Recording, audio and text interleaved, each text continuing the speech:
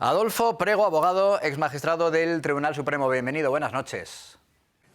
Buenas noches. ¿Qué significa ese paso que decía yo es la novedad de las últimas horas de la Fiscalía Europea que le dice al juez español: quiero hacerme cargo de la totalidad, al menos de parte de la investigación, lo que tiene que ver con los contratos? En concreto, para uno de los empresarios recomendados por Begoña Gómez, diferentes contratos públicos por valor de más de 10 millones de euros. ¿Qué significa, qué supone en términos jurídicos ese paso que ha dado hoy la Fiscalía Europea?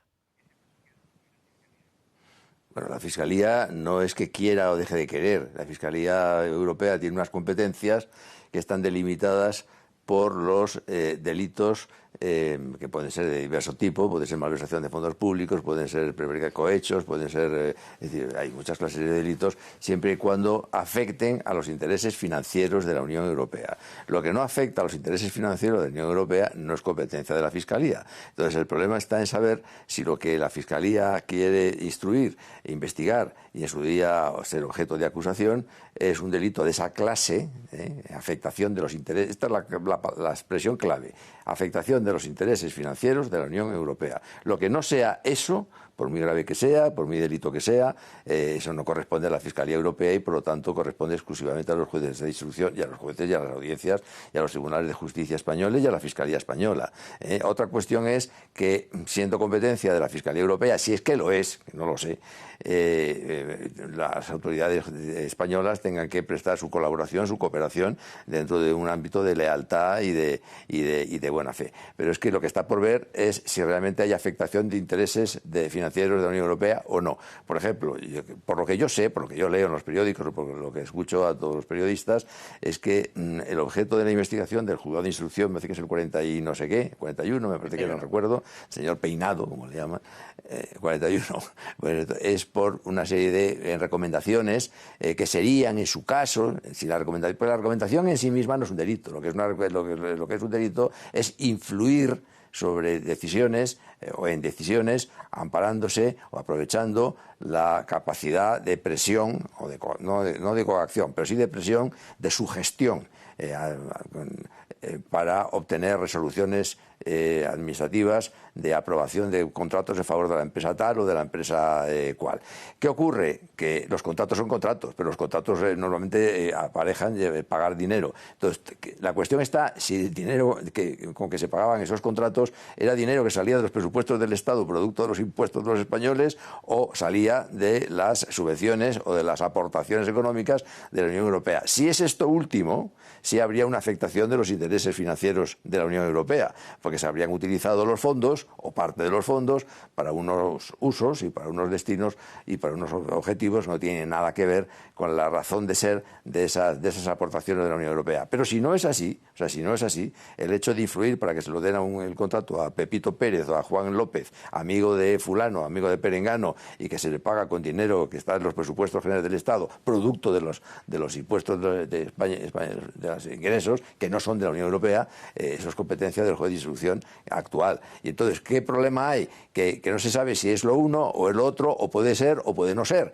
Y entonces, si hay un conflicto, la Fiscalía no puede dar órdenes al juez de instrucción de español, ni tampoco a los fiscales españoles. Lo que sí puede hacer es pretensiones, pedir, interesar, solicitar que le entregue las competencias. Y entonces, si el juez entiende que sí, pues le entregará esa parte de la investigación que afecta a los intereses financieros de la Unión Europea. Pero en lo demás lo retendría el juez de instrucción, y en caso de que haya, digamos, una diferencia de criterios, de solapamiento de competencias, o de que el objeto de investigación por parte de la Fiscalía Europea y por parte del juzgado español, si se solapan, entonces habría un conflicto de competencias que, en el caso de producirse entre fiscal europeo y fiscal español, lo resolvería el fiscal general del Estado, y en caso de producirse entre la Fiscalía Europea y el juez de instrucción, lo resolvería la Sala Segunda del Tribunal Supremo. En todo caso, Adolfo, cuando el juez español abrió las diligencias, además lo comentábamos con usted aquí en el programa,